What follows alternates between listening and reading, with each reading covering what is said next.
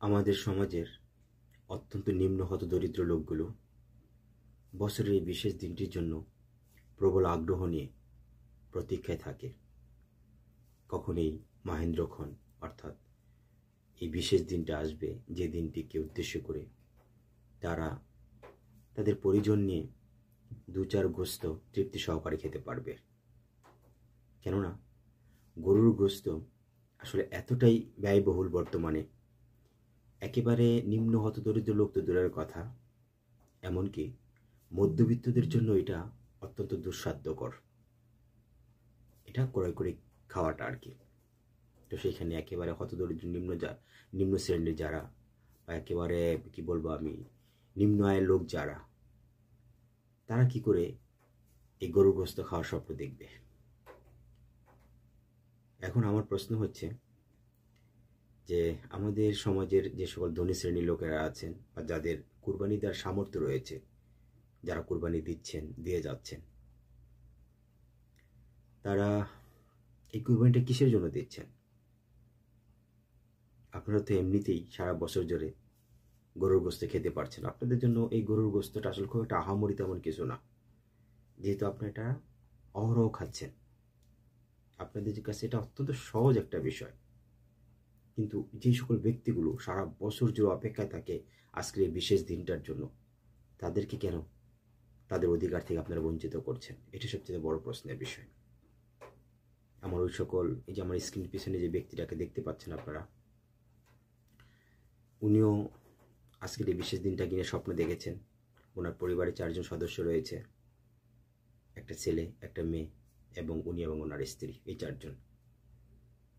তো পরিবারের আসলে আহার জোগাড়ের জন্য, বিশেষ করে আজকের দিনটাতে তৃপ্তি সহকারে 2-4 গোস্ত খাবে, এটার নিয়ত করে তিনি সকাল থেকে বের হয়েছেন। সারাদিনেও খুব বেশি একটা ওনার ভাগ্যে জোটেনি।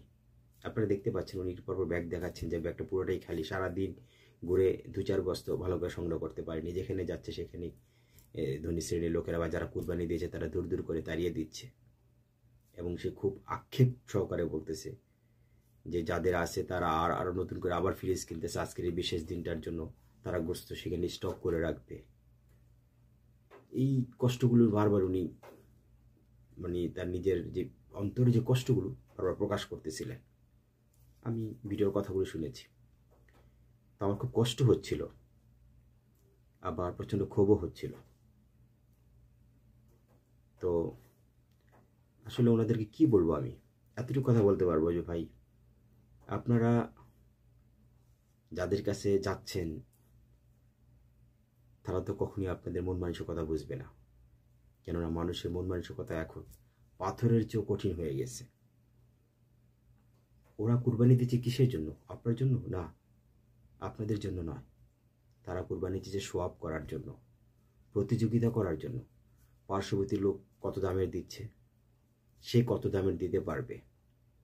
সে কুরবানি দিচ্ছে সে তার গোস্তগুলোকে স্টক করার জন্য, নিজের আত্মীয় স্বজনকে দিবে, যারা খেতে পারে, খাওয়ার সামর্থ্য রাখে তাদেরকে আরও দিবে, এবং নিজেও খেতে পারে, নিজের জন্য ফ্রিজে স্টক করে রাখবে মাসকে মাস খাওয়ার জন্য। নাউজুবিল্লাহ। অথচ কুরবানির গোস্ত একটা নির্দিষ্ট সময় রয়েছে, এই সময়ের বেশি খাওয়া যাবে না। আর দ্বিতীয় কথা হচ্ছে যে কুরবানি দিবে সে তার জাস্ট নিজের একবেলা পরিমাণ যতটুকু রাখা সম্ভব অতটুকু রেখে বাকিটুকু বিলিয়ে দেওয়াটাই তার দায়িত্ব, কর্তব্য আর কি। এটি হচ্ছে কুরবানির মূল সার্থকতা এবং লক্ষ্য।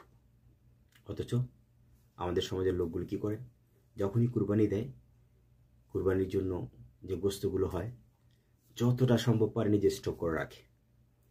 আর সবচেয়ে লজ্জাকর বিষয় কি, আমি কিছু ভিডিও দেখেছি, আমার অত্যন্ত ঘৃণা লেগেছে। আসলে এই বয়স্ক মহিলাগুলো, অত্যন্ত হতদরিদ্র লোকগুলো খুব চিৎকার করে বলতেছে, আমাদেরকে 2-4 গোস্ত দিয়েছে, কিন্তু সেখানে সবই চর্বি, অর্থাৎ গোস্ত কিছুই দেয়নি।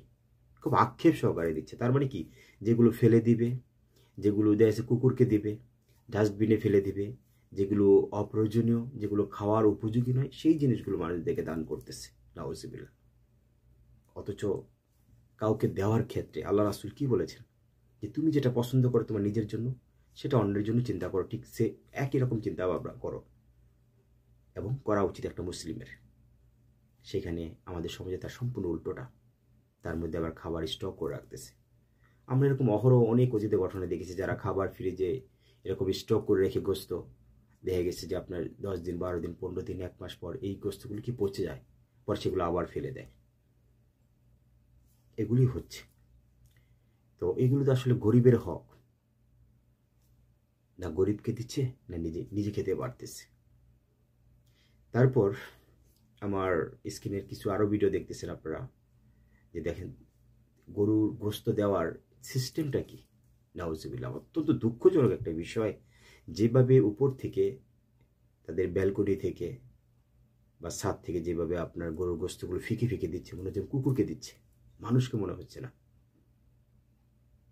অথচ মহান আল্লাহ রাব্বুল আলামিন মানুষকে আশরাফুল মাখলুকাত বলেছেন, কিসের জন্য? তাদের বিবেকের জন্য। আর সেই বিবেক এখন এতটাই পথভ্রষ্ট, এতটাই ন্যাক্কারজনক অবস্থায় রয়েছে, এত ঘৃণিত অবস্থায় রয়েছে যে আসলে কি বলবো, যে মানুষের মনুষ্যত্ব বলতে কোনো শব্দ নেই। তা না হলে আজকের এই কুরবানিটা কিসের জন্য, এটা একটা বিষয়। আর দ্বিতীয় কথা, কাউকে গোস্ত দিতে হলে বুঝতে হবে সে একজন মানুষ, এবং সে যাকে দিচ্ছে সেও একজন মানুষ। ওনার মধ্যে আর তার মধ্যে কোনো পার্থক্য নেই। মৃত্যুর সাথে সাথে আপনি যে মাটির তলে যাবেন উনি হচ্ছে একই জায়গাতে যাবে, বরঞ্চ এমনও হতে পারে আমলের দিক থেকে মৃত্যুর পরপরই সে আপনার চেয়ে অনেক অনেক ভালো অবস্থানে থাকবে। আর আপনি যে ঘৃণ্য ন্যাক্কারজনক কাজগুলো করে যাচ্ছেন, এই মাটির তলে গিয়ে আপনি তার জবাব দিতে হবে। আর কালকে আমাদের বিচার দিবস তবে পড়ে আছে। খুব ধিক্কার জানায় এই সকল লোকগুলোকে, যেভাবে যে কুকুরের মতো করে মাংস ছুঁড়ে দিচ্ছে। অত্যন্ত দুঃখজনক বিষয়। মহান আল্লাহ রাব্বুল আলামিন সকলকে সহি বুঝদার করুক। আসলেই এই কুরবানিটা আসলে, কুরবানির মূল লক্ষ্যটা আসলে কি?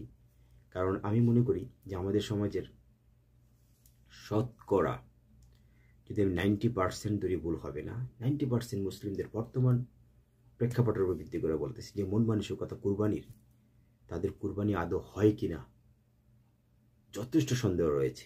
মহান আল্লাহ রাব্বুল আলামিন ভালো জানেন। কেননা কুরবানি দিতে হলে অত্যন্ত সরল মনে, অত্যন্ত ত্যাগের নিয়ত করে, কিংবা অন্তরকে পরিষ্কার করে তারপর কুরবানি দিতে হবে। তখনই কেবল কুরবানি আপনার এই সফল হবে, আল্লাহর কাছে গ্রহণযোগ্যতা পাবে। আল্লাহ তো আপনার এই কুরবানির পশু জবাই মানেটা কি, অর্থাৎ কুরবানির পশুকে আপনি জবাই করার সাথে সাথে আপনার ভিতরে যেই পৈশাচিক যে চরিত্রটা রয়েছে সেটাকে আপনার জবাই করতে হবে। এটা সবচেয়ে বড় কথা। ওটা একটা জাস্ট সিমটম মাত্র, অর্থাৎ ওটাকে সিম্বল মাত্র, উদাহরণস্বরূপ যেটা আর কি। আসলে প্রকৃতপক্ষে তো কুরবানি মানে নিজের ভিতরে যে পশুত্বটা রয়েছে, পশুত্বটা সেটাকে ধ্বংস করতে হবে, সেটাকে কুরবানি করতে হবে। এটা হচ্ছে মূল বিষয়টা আর কি। আর প্রত্যেকটা ব্যক্তির তার সবচেয়ে পছন্দের যে জিনিসটা সেটাকে কুরবানি দিতে হয়। এখন আমি মনে করি আমাদের সমাজে যারা অত্যন্ত অনেক কষ্ট করে দেখবেন যে গরু লালন পালন করতেছে, যখন গরুটা বিক্রি করতে যায় বা দেয়, অনেক আমি কিছু কিছু ভিডিও দিয়েছি যে সকল যারা একেবারে যারা কি বলবো আমি, গরু লালন পালন করেন আর কি, 2-4টা গরু লালন পালন করে যারা বিক্রি করেছেন, দেখা গেছে যে ওই সকল যে আপনার পরিবারের যে সদস্যরা যারা লালন পালন করেছে, তারা যখন তার পশুরাকে বিদায় দেয় তখন কি পরিমাণ কান্নাকাটি করেছিল। প্রকৃতপক্ষে ত্যাগটা তারাই করেছে, প্রকৃতপক্ষে ত্যাগ তারাই করেছে, কারণ তারা এত কষ্ট করে লালন পালন করে এটার প্রতি এত ভালোবাসা জন্মাইছে, সেই জিনিসটাকে বিক্রি করে দিচ্ছে। প্রকৃত ত্যাগের দৃষ্টান্ত ওনারা দেখাচ্ছে। আর আমরা তো জাস্ট টাকা আছে, টাকার জোর আছে, ক্ষমতা আছে, কিনে নিচ্ছি। তারপর আমাদের অন্তর পরিষ্কার না।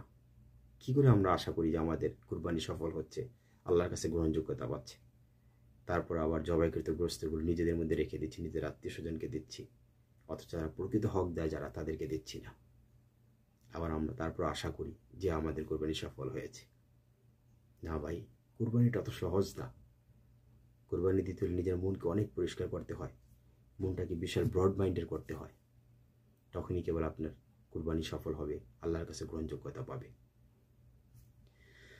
দোয়া করি মহান আল্লাহ রাব্বুল আলামিন আমাদের সকলকে সহি বুঝদান করুন এবং প্রকৃত কুরবানির যে তাৎপর্য, মাহাত্ম্য, গুরুত্ব সেগুলো বোঝার তৌফিক দান করুক। সকলকে ধন্যবাদ। আসসালামু আলাইকুম ওয়া রাহমাতুল্লাহ।